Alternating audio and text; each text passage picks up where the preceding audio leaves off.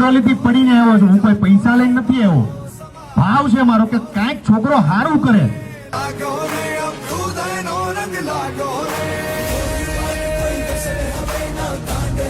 તો ત્યાં આપણે દોડવીને જોવું જોઈએ કે આ છે કોણ. સિક્કાની ચોટ પર કહું છું કે ઠાકોર સમાજ જેવો ભોળો સમાજ કોઈ નથી. આ દિલથી કહું છું, ખાલી રૂડું લગાડવા માટે નથી કહેતો. ઠાકોર સમાજ જેવો બ્રાહ્મણ તરીકે કહેવાનું મન થાય મને.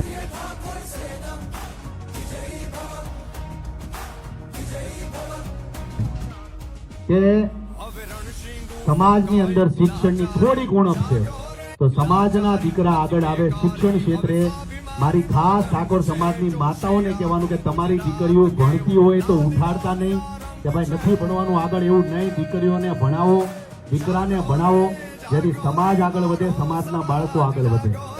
समाज में ऐसे लड़के होने चाहिए जिन्होंने करोड़ों की जमीन समाज के बच्चों के नाम कर दी है. तो ये ऐसे लड़के होने चाहिए समाज में.